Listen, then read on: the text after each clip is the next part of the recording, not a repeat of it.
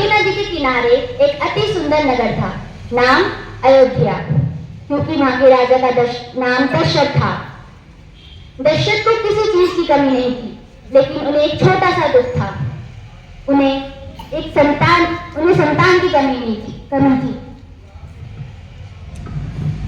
और उन्हें एक छोटा सा दुख था कि उन्हें कोई संतान नहीं थी। इसलिए उन्होंने पुत्रेष्टि यज्ञ का आयोजन किया और इसका फल ये हुआ कि तीनों रानियां पुत्रवती हुई।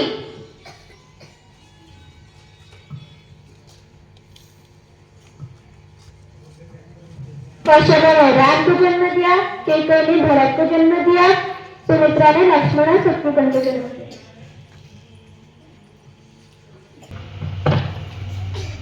जन्म के बाद श्री राम को गुरुकुल भेज दिया जाता है। एक दिन श्री राम व उनके गुरु जनकपुरी गए थे। वहां राजा जनक ने अपनी पुत्री सीता का स्वयंवर रखा था, जिसमें अन्य देशों के राजकुमार आए थे। परंतु राजा जनक की यह शर्त थी कि जो राजकुमार सिर्फ धनुष को उठाएगा वह तोड़ेगा, वही सीता से विवाह करेगा। एक एक करके सारे राजकुमार आए, परंतु कोई भी सिर्फ धनुष को नहीं उठा पाया। फिर श्री राम आकर सिर्फ धनुष को उठाकर तोड़ देते हैं। फिर राजा जनक अपनी पुत्री का विवाह श्री राम से करा देते हैं। का विवाह संपन्न हुआ ही था, तभी राजा दशरथ ने एक और शुभ समाचार दिया, राम का राज्याभिषेक।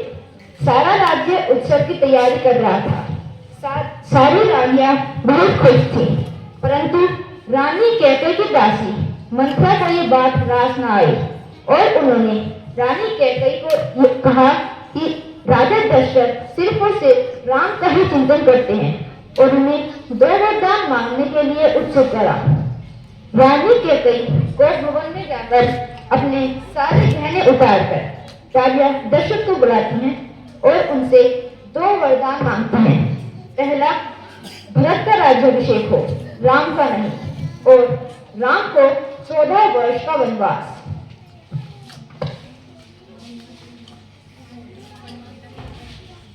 प्रभु राम, माता सीता और लक्ष्मण अपने पिता दशरथ की आज्ञा अनुसार वनवास पर चल दिए। जब उनका वनवास समाप्ति की ओर था, तब एक दिन एक राक्षसनी जिसका नाम सूर्पनखा था, वह राम जी के सामने विवाह का प्रस्ताव रखती है, लेकिन राम जी उन्हें इनकार कर देते हैं। राम जी के इनकार करने के बाद वह राक्षसनी लक्ष्मण जी के सामने भी वही विवाह का प्रस्ताव रखती है, परंतु लक्ष्मण जी क्रोध में आकर उनकी नाक काट देते हैं। रावण के पास रोते रोते चली जाती है। एक बार सीता जी को एक सोने का मृग दिखा और वो राम जी को बुलाती हैं और कहती हैं, आप मेरे लिए ये सोने का मृग पकड़ के लाइए, मैं इसे अयोध्या लेके जाऊंगी। तब राम कहते हैं, यह एक छल भी हो सकता है। फिर राम जी उस सोने के मृग को पकड़ने चले जाते हैं और जाते वक्त लक्ष्मण से कहते हैं, तुम सीता का रक्षा करना, मैं जा रहा हूँ। तब जंगल से एक आवाज आती है, लक्ष्मण लक्ष्मण मुझे बचाओ। तो सीता जी कहती है, राम जी संकट में है, लक्ष्मण तुम उन्हें बचाने जाओ। तो पर लक्ष्मण कहते हैं, पर मुझे भैया ने आपकी रक्षा करने को कहा है। तो सीता कहती है, मैं अपनी रक्षा खुद कर लूंगी। तभी सीता कहती है, आपको जाना होगा। तब लक्ष्मण जाते वक्त कहते हैं, मैं लक्ष्मण डेगा खींच के जा रहा हूँ, आप इसके बाहर मत आना। और लक्ष्मण जी चले जाते हैं। तब था वो कहता है, भिक्षाम देहि। तो सीता जी कहती है, तो सीता जी कुटिया से भिक्षा लेकर आती है और रावण को देती है। तो साधु कहता है, आप मुझे इस भिक्षा को इस रेखा के बाहर आके दीजिए। तब सीता कहती है, मैं इस रेखा के बाहर नहीं आ सकती। तो रावण कहता है, अगर आप इस रेखा के बाहर नहीं आई तो मैं ये भिक्षा नहीं लूंगा। तो सीता जी जैसे ही भिक्षा देने जाती है तो रावण उन्हें पकड़ के ले जाता है। राम और लक्ष्मण सीता की खोज करते हुए महामतंग ऋषि के आश्रम पहुंचते हैं, जहां उनकी शिष्य शबरी भी रहती थी। और शबरी उनसे कहती है, जी आप कौन? हमें माता शबरी से मिलना है। क्या आप हमको उनकी कुटिया तक मित्रता करने का सुझाव देती है? सुग्रीव को ढूंढने ऋषिमुख पर्वत पर जाते हैं। वहां उन्हें सुग्रीव मिलते हैं। उन्हें सुग्रीव हनुमान जी से मदद मांगने का सुझाव देते हैं। वह हनुमान जी से मिलते हैं। तब हनुमान जी लंका में माता सीता को ढूंढते ढूंढते अशोक वाटिका पहुंच जाते हैं। वहां उन्हें सीता माता मिलती हैं। वे माता सीता को राम जी की अंगूठी देते हैं और वे बतलाते हैं कि मैं उनका दूत हूँ और प्रभु राम आपको जल्द ही लेने आ रहे हैं। और वहाँ हनुमान जी फल खाने जाते हैं, परंतु राक्षस उन पर हमला करते हैं और हनुमान जी राक्षस को मार गिराते हैं और हनुमान जी लंका जला देते हैं।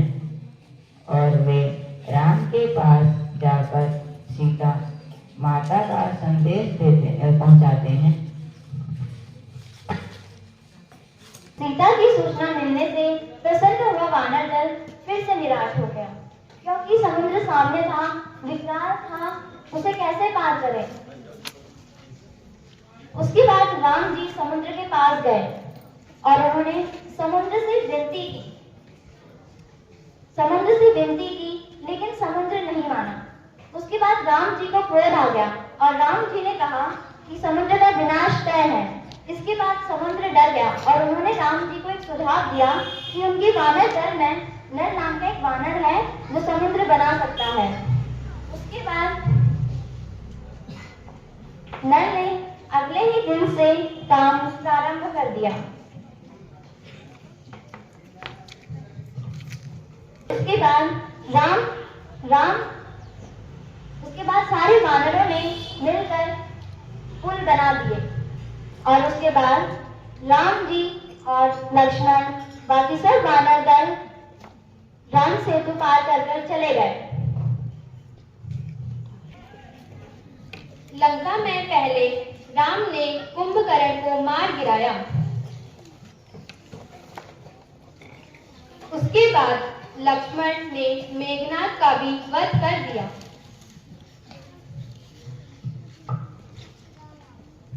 अंत में रावण और राम का युद्ध आरंभ हुआ।